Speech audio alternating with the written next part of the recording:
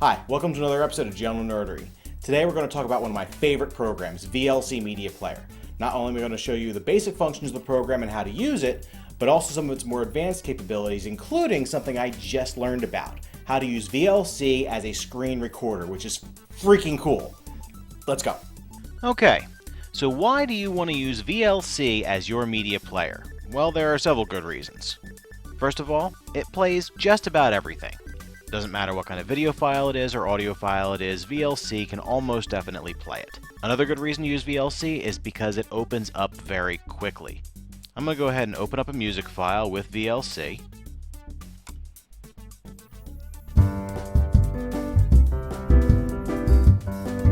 And you can see that opened up basically instantly. Now I'm going to go and open up the same file with iTunes. Waiting. Still, finally. As you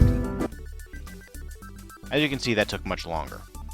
Another good reason to use VLC is because it's a very powerful program with many capabilities, but still has a very simple interface and is very easy to understand. What I'm trying to say is, if you don't want to use its more advanced features, it's still a very capable program in its simplest state as a media player.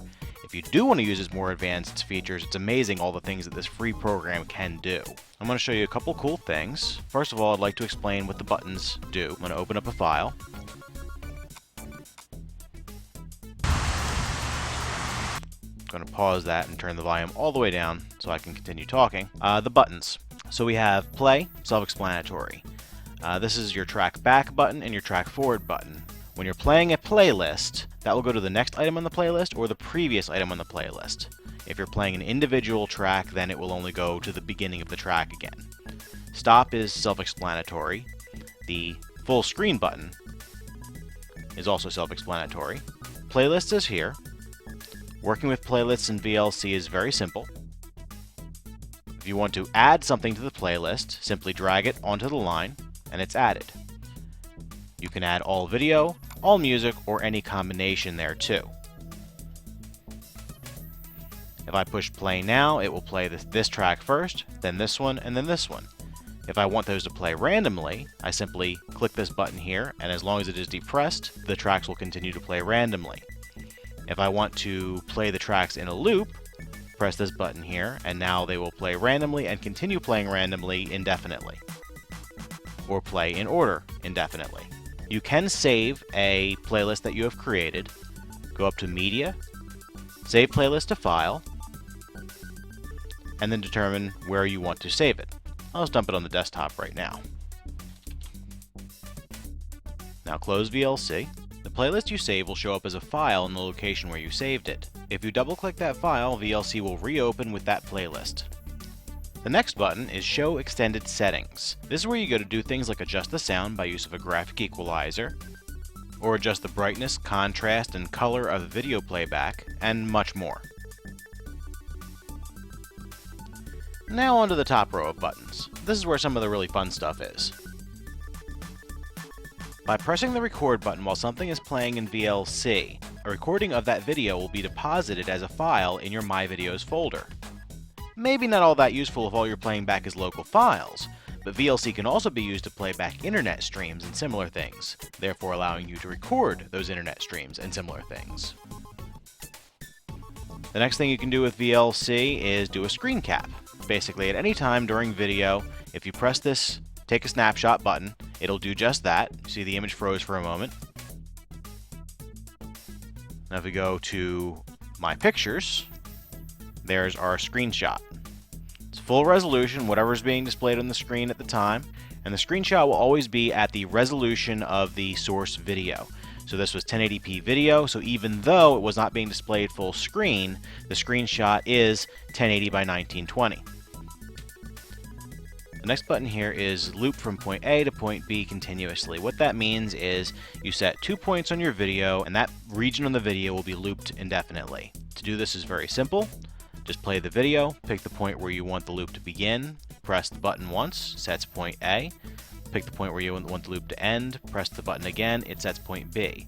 And then it continuously loops the video over and over and over again forever. To stop the loop, press the button again, and then it plays on normally.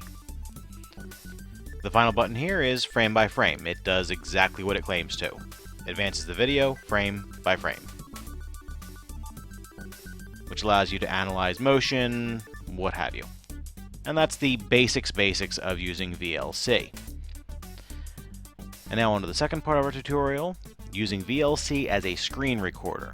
What I mean by that is using it to do, well, what I'm doing right here, which is record what's happening on your desktop.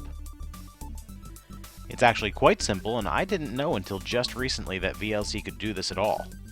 First thing to do is open up VLC, go up here to Media, and then move down to Convert and Save.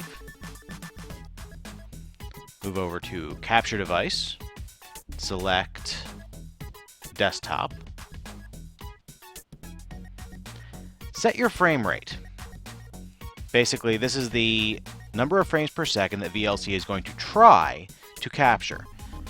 Now, I've experimented with this, and VLC does not seem to use GPU acceleration for video capture, which means the entire load is on your CPU. What it boils down to is the higher the frame rate that you select, the more it's going to impact your performance. Setting your frame rate too high can literally drag your system to a halt. So we're going to go ahead and set this at a modest 10 frames per second, and that seems to do just fine on my system. 10 FPS is certainly fast enough for most kinds of tutorials, demonstrations, and so forth, but you're probably not going to want to use it to record video games. You probably won't be able to record things like that unless you have a serious monster processor in your computer.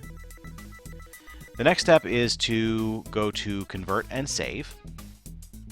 You'll notice that under Source it says Screen. That means it is going to be recording the screen of the computer. So now we need to set the destination file, in other words, where it's going to save it and what it's going to save it as. We'll just put this on the desktop. We'll call it VLC Record.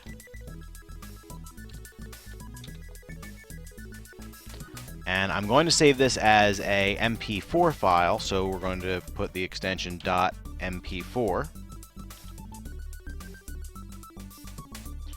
Now you can experiment for yourself as to how you want to record your video file. Some video codecs and containers just work better or worse on various systems. You can use one of the built-in presets inside the program, or you can create your own.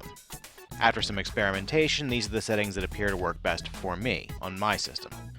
For container, I'm selecting MP4/MOV. For video codec, I'm going to go with H.264, and then I'm going to set the bitrate at 3000 kilobits per second. As for frame rate, you can go ahead and leave this set at 0. By leaving it at 0, the video will record at the same frame rate at which we are capturing it, which in this case we set previously at 10 frames per second. Now go up to the top and name your profile. This way you won't have to set this all up next time, you can just select it from the list. And now select Start. And my computer's probably going to get very angry with me because I am now running 2 screen recorders simultaneously. But as you can see, VLC Record is going right here. And it will continue recording until I shut down VLC. Stop.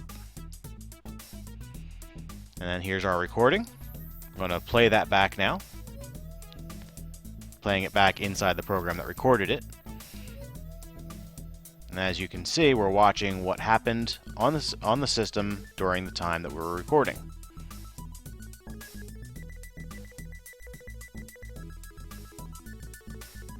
And that's how to use VLC as a screen recorder. Now, as always, only get software from a trusted source. You can get VLC at videoland.org, sourceforge.net, or download.com. I hope you enjoyed this tutorial, and I'll see you next week on General Nerdery.